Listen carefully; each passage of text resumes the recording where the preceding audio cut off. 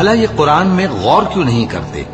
اگر یہ اللہ کے سوا کسی اور کا کلام ہوتا تو اس میں وہ بہت سا اختلاف پاتے، اور جب ان کے پاس امن یا خوف کی کوئی خبر پہنچتی ہے تو اسے مشہور کر دیتی ہیں،